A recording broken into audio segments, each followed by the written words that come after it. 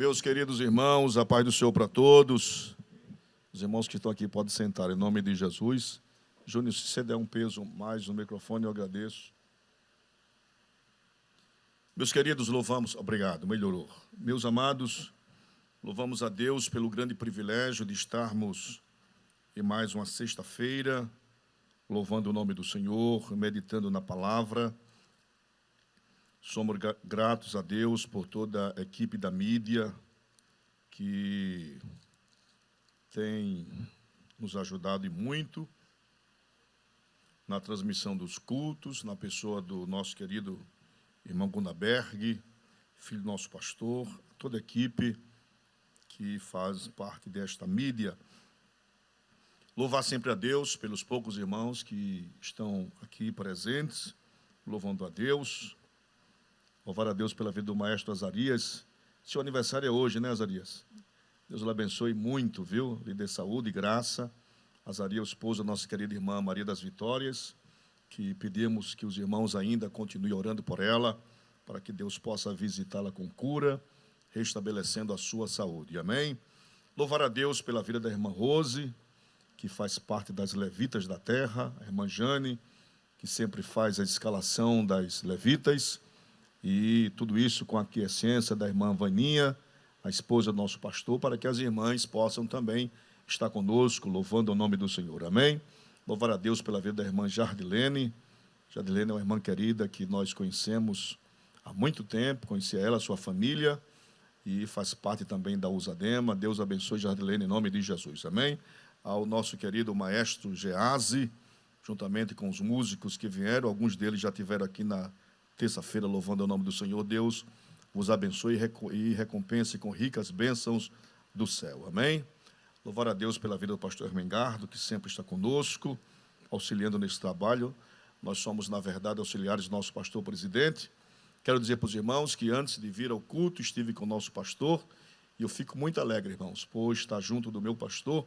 A Bíblia diz que é eles que velam pelas nossas almas, e nós devemos sempre orar, apresentar a Deus em oração, não somente nos tempos difíceis, mas nos tempos também da bonança também. Amém?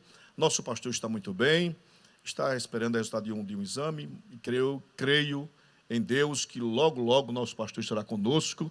Nós estamos ansiosos para ouvir nosso pastor aqui nesse púlpito, trazendo sempre a doutrina, os estudos, os ensinamentos para nossas vidas, e tenho certeza que aqueles que nos ouvem nesta noite querem o nosso pastor de volta, e nós cremos que logo, logo o nosso pastor estará conosco, ministrando a santa e bendita palavra do Senhor. Amém? Continuando pelo nosso pastor, para que Deus continue na sua frente, dando graça, saúde, para que o nome do Senhor seja glorificado. Amém, irmãos? Meus queridos irmãos, primeira carta do apóstolo Paulo aos Coríntios.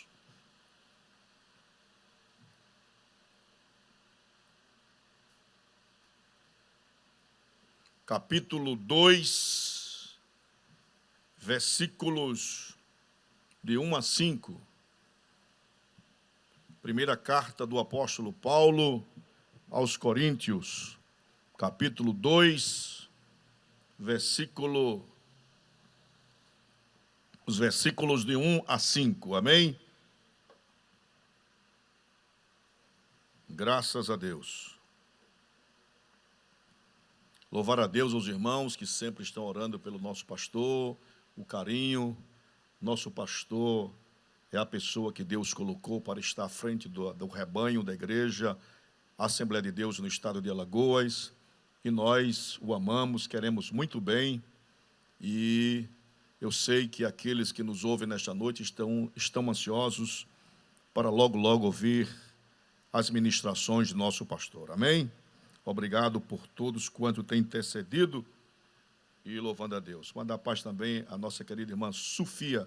Nós temos aqui no Farol a Sofia e temos a Sofia, a esposa do pastor. Não estou falando errado, não, é Sofia mesmo, a irmã Sofia, que está ligada conosco. Deus abençoe a irmã Sofia, ela que também é uma das líderes aqui da nossa igreja, que é professora da Escola Bíblica Dominical e que também auxilia juntamente conosco o nosso pastor presidente.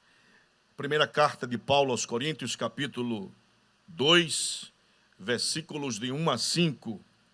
O texto sagrado diz: E eu, irmãos, quando fui ter convosco, anunciando-vos o testemunho de Deus, não fui com sublimidade de palavras ou de sabedoria, porque nada me propus saber entre vós, senão a Jesus Cristo e este crucificado.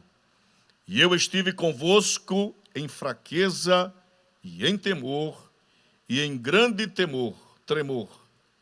E a minha palavra e a minha pregação não consistiram em palavras persuasivas de sabedoria humana, mas em demonstração do Espírito e do poder, para que a vossa fé não se apoiasse em sabedoria dos homens, mas no poder de Deus. Quem diz amém? Eu quero só recapitular, irmãos, algumas coisas que nós falamos aqui na terça-feira passada. Eu falei que a fundamentação do Evangelho do Senhor Jesus Cristo, irmãos, a revelação plenária de Deus para a humanidade. Eu disse que no capítulo 2 de Atos dos Apóstolos, Pedro, após a descida do Espírito Santo, no dia de Pentecostes, e que entre eles se ouviu um grande barulho, e se ouviu línguas repartidas como que de fogo. A menção de Pedro à profecia de Joel, capítulo 2, do grande derramamento do Espírito Santo, uma profecia escatológica, em que o Espírito seria derramado com muita profusão e escala na vida de servos, servas, filhos e filhas, dos velhos. E aí havia uma propagação desta manifestação. E Pedro, ele fala sobre o que é pertinente à palavra de Deus. Eu falei que na ministração de Pedro, ele pregou sobre a vida, sobre a morte, sobre a crucificação, no sacrifício vicário expiatório. Ele pregou sobre a ressurreição de Cristo, que é a vitória da igreja. Ele prega sobre a glorificação de Cristo e ele prega sobre o senhorio de Cristo. Essa pregação tem como resultado quase 3.000 almas para o Senhor Jesus.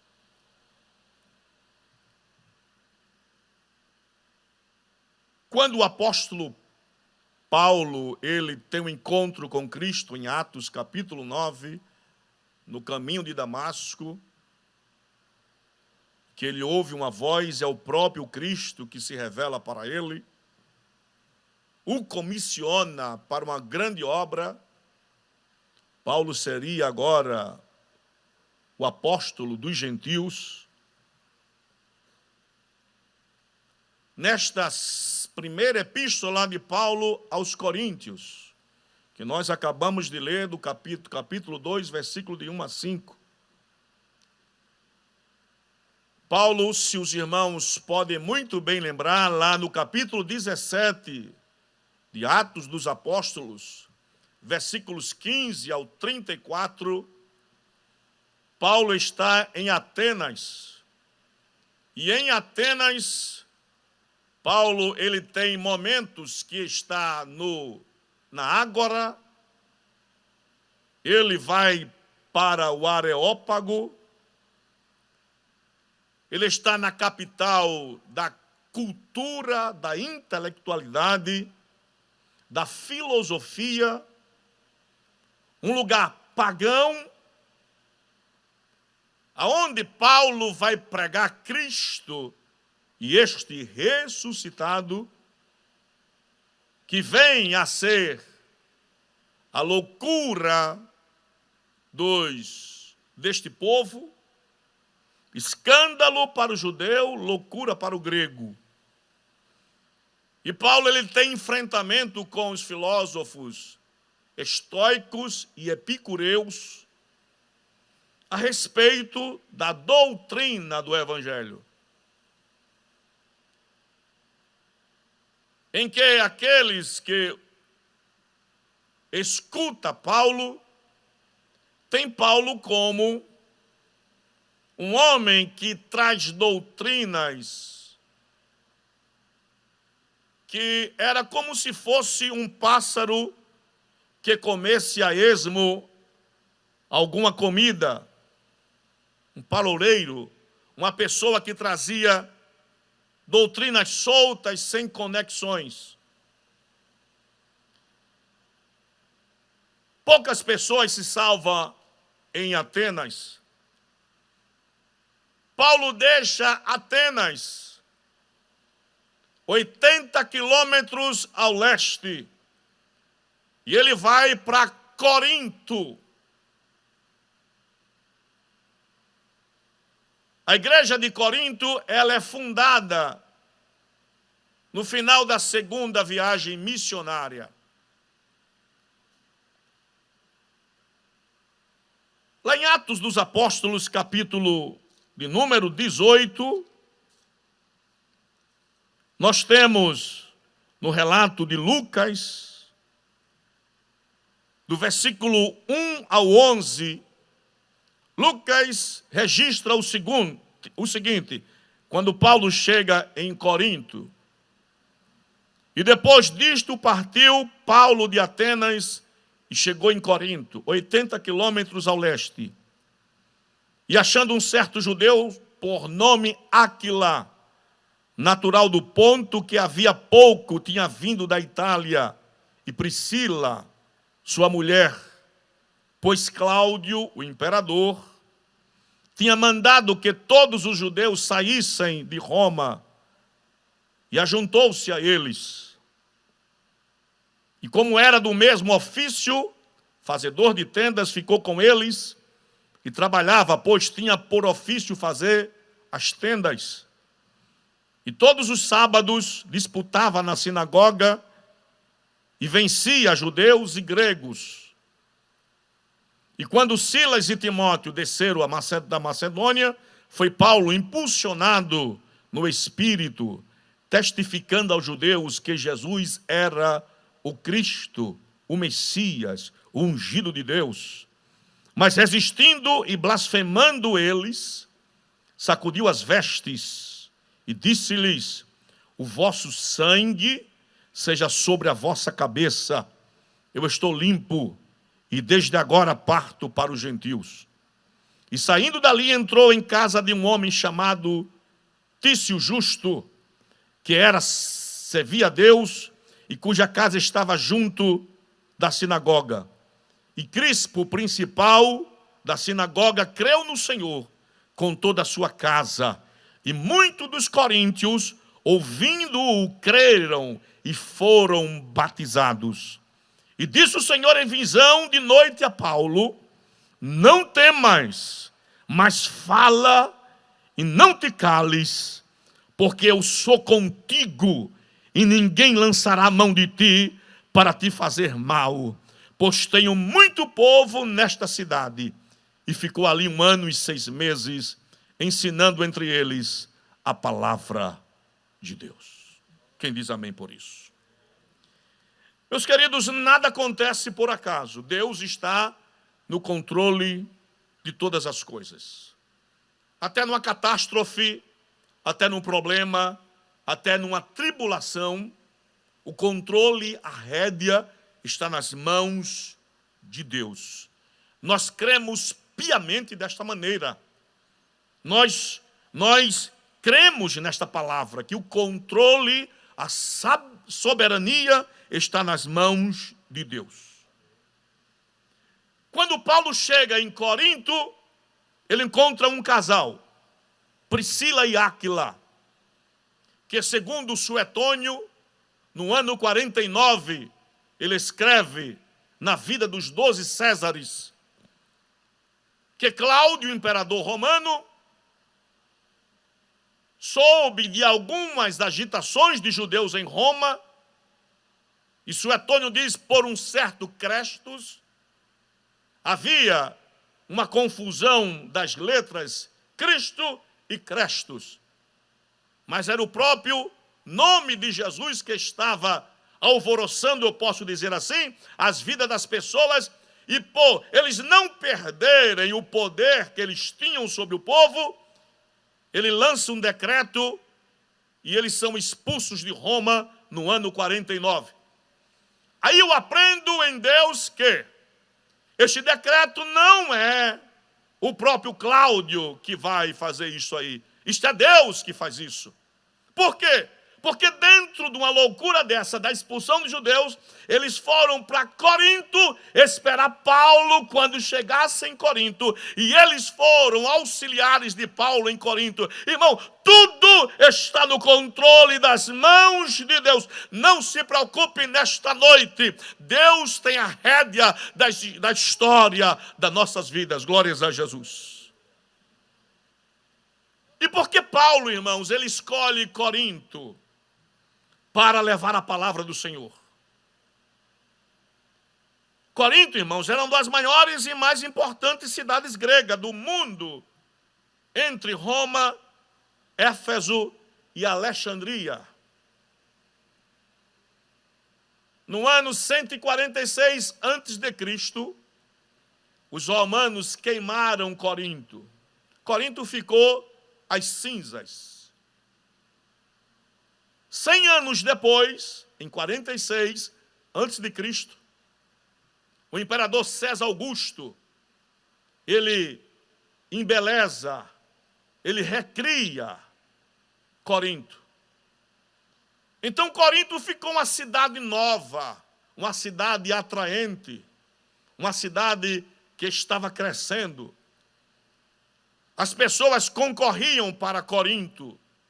Por quê? Porque em Corinto estava o porto de Cencreia, um importante porto, em que as pessoas faziam uma comercialização de mercadorias, importantíssimos. Então, naquele porto de Cencreia, vários marinheiros estavam naquele porto, vindo de várias partes do mundo conhecido, para comercializarem mercadorias, e é justamente aonde Paulo, acredito, impulsionado pelo Espírito Santo, para evangelizar. Então, a posição geográfica de Corinto era muito boa para o evangelho. A psicologia da religião diz que uma cidade nova é muito melhor você colocar uma doutrina do que uma cidade velha. Diga isso aos pastores de campos eclesiásticos, que muitas vezes vão para campos difíceis, em que a fé, muitas vezes, em outras religiões, atrapalha muito o desenvolvimento. Por quê? Porque já é mais antigo, já estão mais arraigados na doutrina que eles acreditam. Então o evangelho, ele parece que entra em um combate com este tipo de coisa. Então Corinto, por ser uma cidade nova, emergente, Paulo escolhe Corinto. Agora, tentemos o seguinte: a despeito de Corinto ser uma cidade privilegiada pela sua geografia, era uma cidade onde predominava a imoralidade. Estrabão diz que no templo de Afrodite havia nada menos do que 1000 prostitutas cultuais, em que as pessoas iam para o templo de Afrodite, acendiam os incensos, faziam as suas oferendas, e depois nas câmaras estava ao seu lado, eles tinham mulheres para prostituição. Havia vários deuses, eles adoravam Apolo, Afrodite, a deusa do amor. Então uma cidade promíscua, uma cidade mergulhada na idolatria e na prostituição.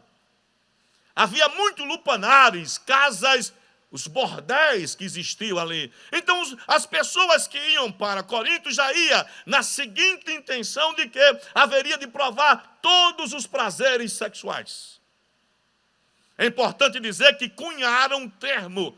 As mulheres de Corinto e quem vivia em Corinto, coriantes asestai, ou seja, mulheres da prostituição. Então, todas as mulheres que vinham de Corinto, as pessoas já diziam que eram prostitutas. Por quê? Porque lá a prostituição era demais. E é justamente nesta cidade promíscua, esta cidade cosmopolita, onde havia várias etnias ali reunidas. É justamente para onde o Espírito Santo, ele direciona Paulo a pregar a palavra do Senhor. No capítulo 1 da primeira carta de Paulo aos Coríntios, Warren Wiersbe, ele diz o seguinte: no capítulo 1, Paulo está falando da vocação do cristão. E Paulo fala de 3 chamadas do cristão, 3. Primeiro, o cristão é chamado à santidade. A igreja do Senhor é uma igreja santa, uma igreja escolhida, uma igreja justificada pelo sangue que verteu na cruz do Calvário. Glórias a Jesus. A igreja do Senhor é um povo chamado à parte para ter uma comunhão específica com Deus. Aleluia. E ele chama este povo à santidade. E eu quero dizer que existe uma santidade posicional e há uma santidade processual. Sim, a palavra diz. Paulo diz assim: a igreja de Deus que está em Corinto, lá no capítulo 1, aos santificados em Jesus Cristo, nosso Senhor. Então nós somos salvos primeiro, porque nós temos uma posição diante de Cristo. Cristo nos santificou pela sua presença em nossa vida. Então a santificação posicional. Há uma outra santificação, a santificação processual. Aí ele prossegue: chamados para serem santos. Eu, os poucos que aqui estão, você que me escuta nesta noite, nós somos chamados para sermos santos no Senhor. Estamos no mundo, mas o nosso alvo não é este mundo. Nós aguardamos novos céus e nova terra, aonde habita a justiça e a paz reinará em nossas vidas. Glórias a Jesus. Segunda coisa, o povo é chamado à santificação, primeira. Segundo, no capítulo 1, versículo 9, o povo é chamado à comunhão. Glórias a Jesus. A palavra comunhão é koinonia. Comunhão é você ter o prazer, o privilégio de estar junto, comungar junto, estar presente e ajudar uns aos outros. Nós somos irmãos em Cristo. Cristo nos resgatou do pecado para que nós fôssemos um único povo. E devemos viver em comunhão. Fiel é Deus, o qual os chamou à comunhão com seu Filho Jesus Cristo, o nosso Senhor. Só há comunhão na pessoa de Cristo. Terceira coisa, somos chamados para glorificar a Deus. Capítulo 1, versículo 29. Para que ninguém se vanglorie diante dele. A honra, a adoração, o louvor, a exaltação é o nome do Senhor Jesus Cristo. Os músicos tocam para louvar a Ele. Os cantores, cantoras cantam para louvar a Ele. A pregação é ministrada no púlpito para a glorificação dEle. Eu já falei que nós não podemos ter cantores, músicos, pregadores egocêntricos. Nós temos que ser cristocêntrico. A glória tem que ser a Ele, o louvor tem que ser dEle, a exaltação tem que ser para Ele. Então, nesta noite, a honra, a glória, a exaltação seja dada ao nome dEle, Senhor Jesus Cristo, Senhor de nossas vidas. Glórias a Jesus.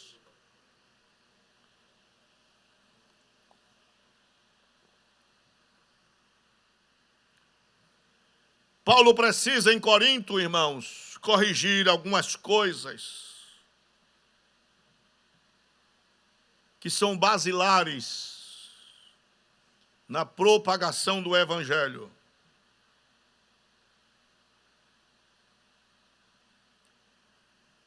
No capítulo que nós lemos, capítulo 2, versículos de 1 a 5, Paulo vai trazer grandes verdades para a igreja.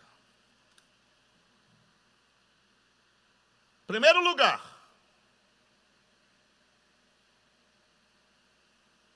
Paulo vai relembrar a igreja de Corinto acerca do conteúdo do Evangelho. É necessário? É necessário. Porque as pessoas, às vezes, esquecem o cerne do Evangelho. Nós vivemos num mundo de pragmatismo, onde as pessoas escolhem os melhores métodos para dar certo na igreja.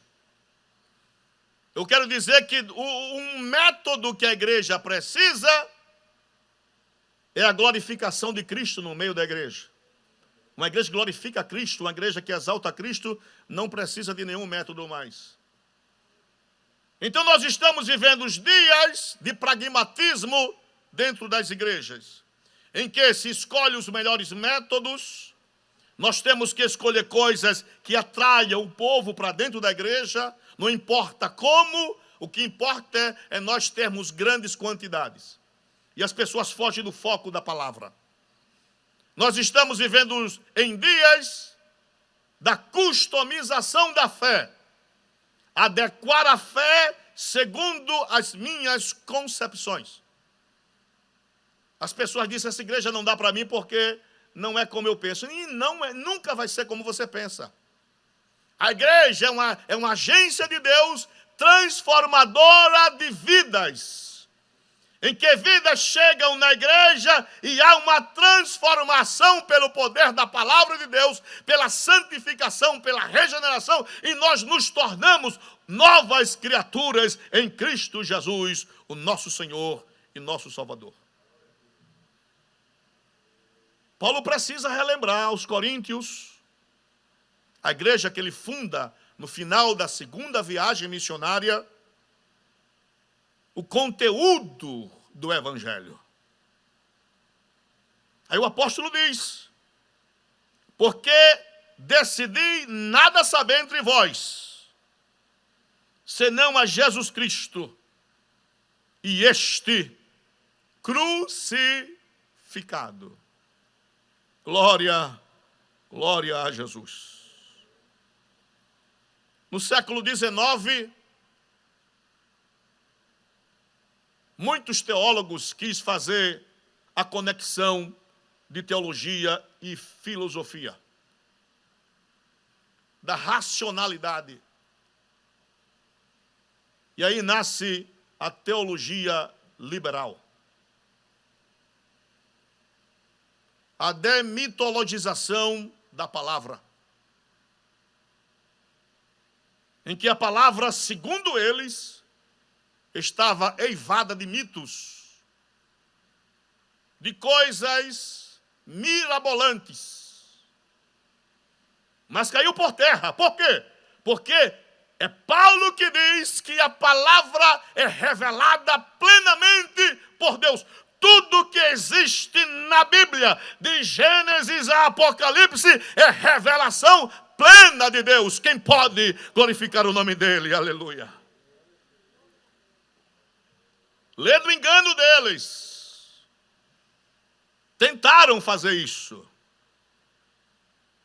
No século XX, quiseram unir teologia com ação social. Não uma ação social em você ajudar ao menos favorecido, mas uma ação social ideológica. E nasce a teologia da libertação. Nós precisamos entender que o evangelho em si, ele liberta. E qual é a principal libertação do evangelho? É que almas que tinham uma vida pregressa terrível, agora ao encontro com Cristo, tornaram-se uma nova criatura. As coisas velhas passaram e eis que tudo se fez novo. Glorificado seja o nosso Deus para todo sempre. E eu falei que Deus não faz recalchutagem, Deus não faz remendo, Deus muda por completo, irmãos. A transformação é completa. A transformação é completa na presença de Deus. Somos novas criaturas em Cristo Jesus. Primeiro, Paulo vai dizer que a cruz aponta para a justiça e para o amor de Deus. O evangelho, irmão, centraliza-se na morte de Cristo. É o justo que morre pelos pecadores. Isso para os judeus era um confronto. Isto para os gregos era loucura. Os judeus estão escandalizados com isso. E os gregos, que fizeram a filosofia sistemática, apresentaram a filosofia como ciência, eles estão boquiabertos. Como é que pode? Os judeus esperavam um Messias que viesse reger com mão de ferro, que viesse ferir as têmporas dos seus inimigos. É um Messias que vem com o evangelho de que você devia se colocar diante de Deus. Um evangelho diferente para o que eles pensavam.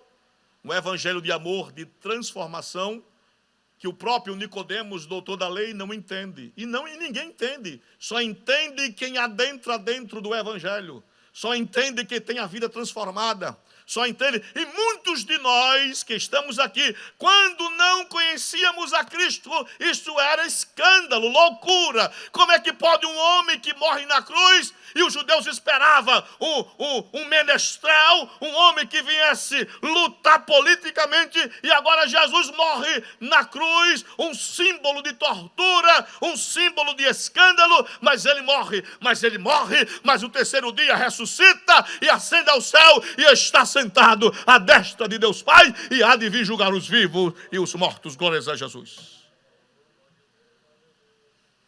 Ele está dizendo, não esqueçam da centralidade da cruz. A cruz não é o apêndice, ou um apêndice. Ela é o núcleo, é o centro, é o eixo, é a essência do cristianismo. Aleluia, aleluia, aleluia. A cruz de Cristo. É Cristo que é o Senhor da cruz. A centralidade da nossa mensagem é a cruz de Cristo, o sacrifício eterno, o sangue derramado que redime pecado. Glórias a Jesus.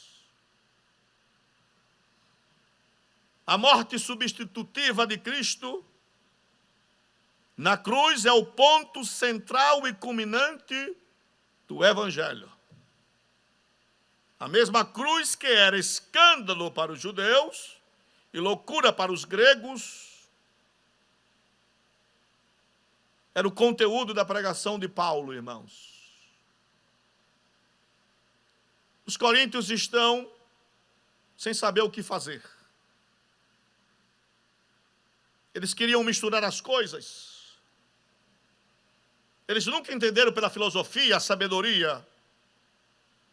Eles nunca chegaram a um pleno conhecimento da verdade, porque se interrogava o que era a verdade, mas Cristo trouxe a verdade. E a cruz de Cristo é a revelação da humanidade, que Cristo amou o mundo, mesmo o mundo estando em pecado, glórias a Jesus. E que esta cruz tem trazido transformação até hoje para as pessoas. Pessoas que precisam entregar-se a Cristo. Pessoas que precisam entender o sacrifício do Calvário. Nós estamos pregando nesta noite um Cristo crucificado, que Ele não está mais numa cruz, Ele está no céu à direita de Deus. E um dia Ele vai vir julgar a sua vida, a minha vida.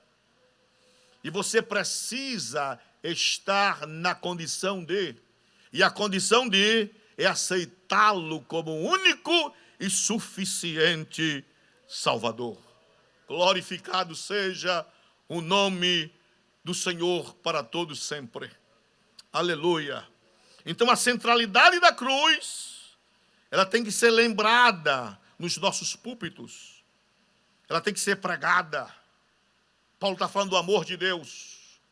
Um amor que ninguém entende este amor. O homem, quando pecou no Éden, ele podia muito bem ser afastado eternamente de Deus. Mas este amor, o amor ágape, o amor divino, ele nos alcançou. Glórias a Jesus. Eu vi uma frase sobre amor muito interessante. Só existe verdadeiro amor quando existem condições contrárias. Ou seja, você pode muito bem não escolher, mas a Bíblia diz que Ele escolheu a nossa vida por amor. E a Bíblia diz que Ele amou o mundo, glórias a Jesus, e morreu por nós, sendo nós ainda pecadores. Por isso que nós estamos aqui nesta noite. Porque Cristo foi para o Calvário, porque Cristo foi para a cruz, porque Cristo derramou o seu sangue santo e remidor. Por isso que nós estamos aqui nesta noite. A glória, a honra, o louvor, a adoração seja dada ao nome do Eterno, ao nome do Eterno. Glorificado seja o nome de Jesus. Paulo não vai pregar com palavras de sabedoria humana, nem com palavras persuasivas. No caminho do porto de Cencreia, quando chegavam os turistas em Corinto, eles tinham o prazer de mostrar o túmulo de Diógenes, o grande filósofo cínico. Ao seu lado, a cortesã Thaís. E eles se ufanavam pela vida de Diógenes. Aí Paulo está dizendo, eu não vim para cá pregar filosofia. Eu vim pregar Cristo crucificado. Glórias a Jesus. A mensagem da cruz de Cristo não está embasada em filosofias. Em Atenas se ufanavam por Platão, Sócrates e Aristóteles. Aqui é a mesma coisa. Mas Paulo está dizendo, eu não estou pregando, eu não sou um paroleiro, eu não sou um catador de sementes a esmo, eu sou um pregador da cruz de Cristo. Cristo veio, morreu, ressuscitou, está vivo e Ele é a causa da nossa vida principal, glórias a Jesus. Não usa de filosofias humanas. Paulo quer pregar Cristo. E Cristo crucificado, porque foi no Calvário, meu querido que me ouve nesta noite. Foi no Calvário, foi no sangue que verteu no Calvário, que nós temos acesso a esta tão grande salvação. Ao sacerdote eterno, E a palavra de Paulo é com demonstração do Espírito e de poder, para que a vossa fé não se apoiasse em sabedoria dos homens, mas no poder de Deus. Você que me ouve nesta noite,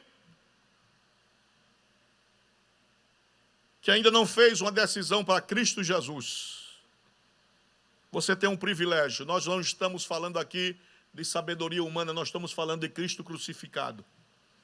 E você tem o privilégio desta noite de poder aceitar a Cristo como o único e suficiente Salvador. Que você nesta noite possa fazer uma introspecção e ver a sua real situação, de que se você não vir a Cristo, você, segundo a palavra, você será condenado. Mas nesta noite, Cristo, que morreu de braços abertos na cruz do Calvário, Ele te espera para te dar uma nova vida e que você possa receber graça e abraçá-lo nesta noite como o único e suficiente Salvador. Se você aceita Cristo como Salvador, comunique-se através, nós temos 2 WhatsApp, um WhatsApp para que você possa pedir as orações em seu favor, ou de pessoas que necessitem, e há um WhatsApp também para pessoas que estão entregando a vida para Cristo. Você possa entrar em comunicação conosco, para que nós possamos apresentar o seu nome, para que a igreja possa orar por você, e para que você seja feliz na presença do Senhor. Amém? Quero convidar os poucos que aqui estão, para que nós possamos orar ao Senhor. Se você está em casa e você puder dobrar os seus joelhos, você dobre, confesse os seus pecados, os seus delitos. Cristo quer lhe fazer uma nova criatura e que você possa, nesta noite, sentir o gozo da alma da presença do Senhor. Quero também apresentar aqueles que estão enfermos em suas casas, aqueles que estão ansiosos, temerosos, que Deus possa visitá-los nesta noite. Continue orando pela nossa querida irmã Maria das Vitórias, continuando orando pelo nosso pastor presidente, reverendo José Orisvaldo, para que logo, logo esteja conosco, para juntos nós louvarmos o nome do Senhor. Amém? Mais uma vez agradeço aos músicos, maestro Gease, irmã Rose, irmã Jardilene, que Deus possa proporcionar outros encontros para que vocês possam louvar o nome do Senhor. Amém? Vamos orar ao Senhor, se vocês puderem ficar de pé, por favor. Em nome de Jesus. Amém. Uma vida para Cristo. Andressa, do Clima Bom. Deus te abençoe, Andressa. Confesse os seus pecados nesta noite. Se você puder dobrar os seus joelhos, dobre. Nós vamos orar por você, para que Deus lhe conceda graça e misericórdia, para que o nome do Senhor seja grande em sua vida. Amém? Deus te abençoe, a você e toda a família, e que Deus possa fazer novas coisas em sua vida. Amém? Em nome de Jesus. Cadê Azarias? Saiu já? Saiu, né? Vamos orar também pelo maestro Azarias, que completa mais uma primavera nesta noite, para que Deus possa lhe dar graça, saúde, e que o nome do Senhor seja glorificado em sua vida. Amém? Irmão Diácono João, por gentileza, pega o microfone, o senhor vai orar a Deus, apresentando todos os pedidos de oração, orar pela Andressa, que está rendendo a sua vida a Cristo. Que Deus lhe abençoe, minha querida, em nome de Jesus. Ore, apresente, maestro Zaria, os enfermos, e também nos despeça em oração nesta noite, para que Deus continue falando conosco poderosamente. Cumprimentamos a todos com a paz do Senhor. Oremos ao Senhor. Poderoso Deus, maravilhoso, eterno Pai, te agradecemos, querido Senhor, por esta noite abençoada, por este culto, Senhor, na Tua presença, onde nós podemos sentir a Tua presença, podemos aprender mais da Tua palavra nesta noite, Senhor. Te agradecemos pelos ensinamentos, pela Tua proteção, pelo Teu grande amor, pelo Teu cuidado para com o Teu povo, Senhor. Ó Deus querido, nós te pedimos nesta noite que o Senhor receba a Andressa como tua filha, perdoando os seus pecados, escrevendo o nome dela no livro da vida, Senhor. Ó Deus querido, abençoa também o irmão Azarias que está aniversariando, Senhor. Que ele possa gozar de muita saúde, paz, tranquilidade. Abençoa ele e a sua esposa também, a nossa irmã Vitória, Senhor. Visitando-a, Senhor, levando saúde, graça e tranquilidade, Senhor. Ó Deus amado, nós te agradecemos pela vida do nosso pastor presidente, José Orisvaldo. Abençoa ele, visita o Senhor poderosamente, Senhor. Nós te agradecemos, Deus. Abençoa também o pastor Herman, sua família, o pastor Emengado. Abençoa finalmente todos que aqui estão e todos que estão em casa também, Senhor, te adorando, te glorificando e bendizendo o teu santo nome, Senhor. Ó Deus, nós te agradecemos. Agora, Senhor, nos leva em paz para a nossa casa, livrando-nos de todo mal, Senhor. Em nome de Jesus que nós te pedimos e te agradecemos. Amém.